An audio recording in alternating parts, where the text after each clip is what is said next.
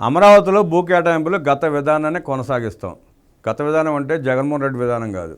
2014-19లో చంద్రబాబు నాయుడు ముఖ్యమంత్రిగా ఉన్నప్పుడు ఏ విధానాన్ని అయితే అవలంబించారో ఆ విధానాన్ని కొనసాగిస్తామని చెప్పి మంత్రులు ప్రకటించారు. 13 సంస్థలకు భూ కేటాయింపులు రద్దు, 31 సంస్థలకు యథాతథం. ఆంధ్రప్రదేశ్ రాజధాని అమరావతి నిర్మాణంలో భాగంగా చేసే భూ కేటాయింపుల విషయంలో గతంలో ఉన్న విధానాన్ని కొనసాగిస్తామని మంత్రుల కమిటీ స్పష్టం చేసింది. రాజధాని అమరావతిలో సంస్థలకు భూ కేటాయింపులపై రాష్ట్ర పురపాలక శాఖ మంత్రి నారాయణ నేతృత్వంలో మంత్రుల కమిటీ సమావేశమైంది. రాష్ట్ర మంత్రులు పయ్యావుల కేశవ్, కొల్లు రవీంద్ర, టీజీ భరత్, కందుల దుర్గేష్ సమావేశానికి హాజరయ్యారు. భేటీ అనంతరం మంత్రి నారాయణ మీడియాతో మాట్లాడుతూ, గతంలో 131 సంస్థలకు భూములు కేటాయించాం. వాటిలో 31 సంస్థలకు చేసిన కేటాయింపులను యథాతథంగా కొనసాగించాలని నిర్ణయం తీసుకున్నాం. 13 సంస్థలకు భూ కేటాయింపులు రద్దు చేయాలని నిర్ణయించాం. 2 సంస్థలకు గతంలో కేటాయించిన విధంగా కాకుండా వేరే చోట కేటాయింపులు చేయాలని నిర్ణయించాం. 16 సంస్థలకు స్థలంతో పాటు పరిధిని మార్చామని మంత్రి నారాయణ తెలిపారు. 2014-19లో రాజధాని నిర్మాణం కోసం రైతులు దాదాపు 34,000 ఎకరాలు ఇచ్చారు. 43,000 కోట్ల విలువైన పనులకు టెండర్లు పిలిచాం. రాజధాని పరిధిలో రహదారుల నిర్మాణాలు కూడా చేపట్టాం. సుమారు 9,000 కోట్లు ఖర్చు చేశాం. ఆ తర్వాత వైసీపీ ప్రభుత్వం అధికారంలోకి వచ్చాక అంతా మారిపోయింది. కక్ష సాధింపుతో 3 ముక్కలాటలాడి రాజధాని నిర్మాణాన్ని పక్కన పడేశాడు. ప్రజల మనోభావాలు దెబ్బతీసిందని మంత్రి ధ్వజమెత్తారు. కక్ష సాధించడమే లక్ష్యంగా రాజధానిని 3 ముక్కలు చేసే ప్రయత్నం చేసిందని ఆగ్రహించారు. వారి దుష్టపాలనలో రాజధాని అభివృద్ధి ఒక్క అడుగు ముందుకు సాగలేదని, తాజాగా కూటమి ప్రభుత్వం అధికారం చేపట్టడంతో అమరావతి మళ్లీ ఊపిరి పోసుకుందని తెలిపారు.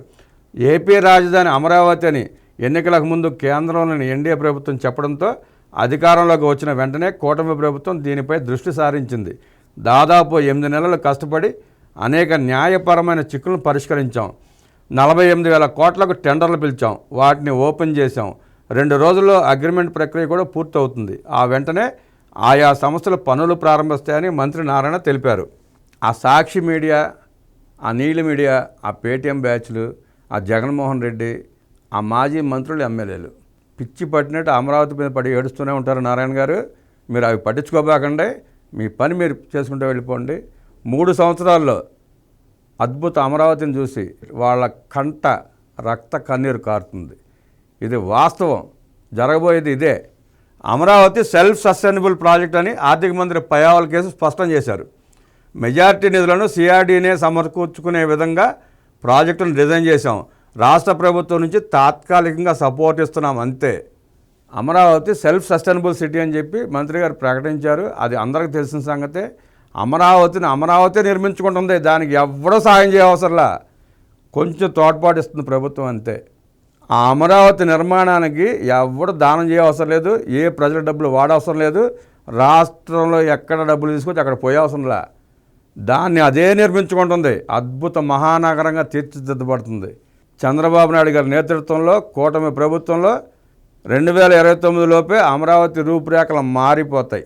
అది చూసి మీరు తట్టుకోలేరు. అందుకని అమరావతి జోలికి రాబాకండి. రిపీట్, అందుకనే అమరావతి జోలికి రాబాకండి. దాని వంక కూడా మీరు చూడబాకండి. మీ కళ్ళు పాపిస్ట్ కళ్ళు. మీ కళ్ళు మీరు చూస్తే పచ్చని గడ్డి కూడా బొగ్గుమని మండిపోతుంది. అలాంటి కళ్ళు మీ. రాష్ట్ర ప్రభుత్వ ఖజానాపై భారం పడకుండా అన్ని చర్యలు తీసుకున్నాం. రాజధాని కట్టాలంటే లక్షల కోట్లు కావాలని మాజీ సీఎం జగన్ గతంలో అన్నారు. లక్షల కోట్లు ఏమైనా ఖర్చు చేస్తున్నామా? లేదు కదా. సిఆర్డీఏ ద్వారా నిధుల సమీకరణ జరుగుతోంది. సిఆర్డీఏ ఆధ్వర్యంలోనే అభివృద్ధి కార్యక్రమాలు జరుగుతాయి. భవిష్యత్తులో అభివృద్ధి చెందిన తర్వాత సిఆర్డీనే రుణాలు తీర్చేస్తుంది. రాజధానిలో పెట్టే ప్రతి రూపాయి మళ్ళీ తిరిగి వస్తుంది. ఇన్ని రోజులు రాష్ట్ర ప్రజలను మభ్యపెట్టారు, వారి జీవితాలతో ఆడుకున్నారు. ఇప్పటికే పోలవరం, అమరావతి ప్రాజెక్టులు పూర్తయి ఉంటే ఇతర జిల్లాల అభివృద్ధిపై దృష్టి పెట్టేందుకు వీలుండేదని పయ్యావులు పేర్కొన్నారు.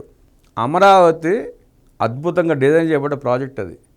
రైతుల దగ్గర భూమి సేకరించి రైతుల వాటా రైతులకి ఇచ్చి ఖర్చు పోను ప్రభుత్వానికి లక్షల కోట్ల రూపాయలు మిగులుతున్నాయి. ఆ మిగిలిన భూమి దాదాపు 4-5 లక్షల కోట్ల ఖరీదు చేస్తుంది. ఏంటి 5,000, 6,000 గురించి 5,000 కోట్లు 6,000 కోట్లు అని చెప్పి గించుకుంటున్నారు మీరేంటో. రాష్ట్రానికి అమరావతి ఇవ్వబోయేది 5 లక్షల కోట్ల రూపాయల ప్రాపర్టీ పూర్తయిన తర్వాత. అది రాష్ట్ర ప్రజలందరికీ చెందుద్ది. అమరావతిలో వచ్చే ఆస్తులు ప్రజలకు పంచుతున్నారు కానీ ప్రజల డబ్బులు తీసుకెళ్ళి అమరావతిలో పోయిట్లా. అది తెలుసుకోండి ముందు మీరు.